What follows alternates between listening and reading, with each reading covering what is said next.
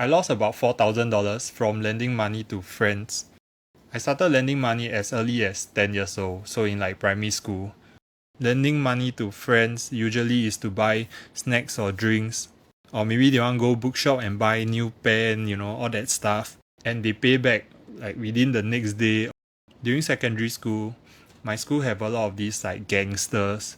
Basically, there's like mutual friends, so they are kind of like friends of friends who are gangsters, and they like to borrow money and they don't return. So if you're a Humpty, right, you probably won't ask money back from them.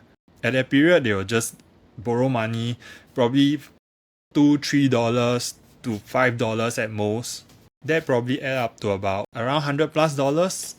In poly, the amount became larger, so it was probably like $10 to $20 when you want to go restaurant to eat or go cinema, and then they don't have the money to pay first, so you cover the bill and then they don't pay you back.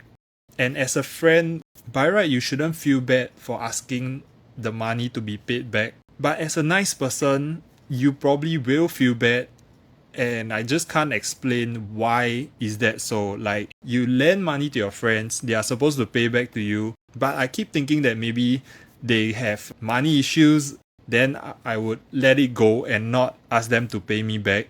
And if they don't pay back by their own accord, then you create kind of a friction in the relationship or the friendship. So there are quite a few that actually don't pay back, and I stopped being friends with them. It kind of reflects like what kind of character they have. The amount that I didn't get payback was around $500-$600. As I started working, I know people like acquaintances, part of the job. These people borrow money from me. Like, they say they have family issues and all, and they ask for like $100 each time.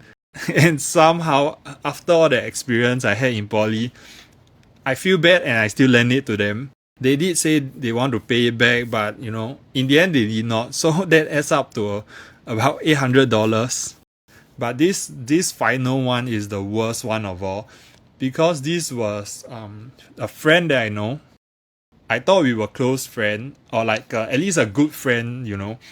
The first time I lent him money, he paid me back in 1 month, and it's exactly as when he said that he was gonna pay me back. After a few months later, he had an issue again. He wanted to borrow money from me again. So because of the first experience of him paying back, I thought I could trust him. So I lent him $2,000, okay? After a few weeks, he said it wasn't enough. So he borrowed another $500, like 1 week apart.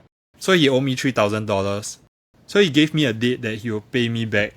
But when the date comes, he came out with something, then okay, I'm like, okay, never mind, then you can pay me back the next other date that you say you can. He transferred me $500, okay, so I just need to wait for him to have money and then he pay me back the rest. Then after he transferred me $500, 2 weeks later, he said he got emergency again and he asked me for $1,000. And that's when I know, like, this guy probably is trying to scam me. Like, he's not gonna pay me back at all. That's the last time that I actually lent such a huge amount to friends. It's a bit late, but I learned that lending money is kind of like investing.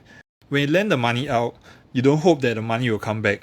And if the money don't come back, right, you gotta burn that relationship off. And that is why people say borrowing or lending money out really spoils relationship. For me, it's lucky that these are not like close, very close friends or family members. Like, I'm okay to do without them. So I'm burning this.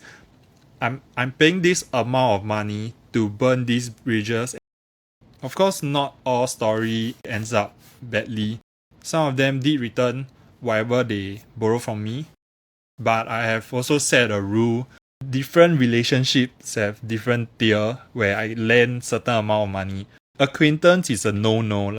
Friends, maybe I'll cap it at $10-$20. If really there's an emergency, they need the money.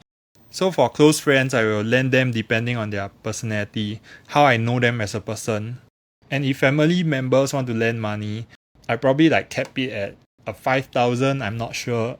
And they don't return, fine, whatever kind of money, but I won't burn bridges. So this is kind of my own rule for myself. Of course, this rule also depending on how well I'm doing. Let's say every month if I only saving $500 after all my expenses, if somebody want to lend $1,000, that is 2 months of my savings. But of course the best scenario is you don't want to be in a position to lend or borrow money.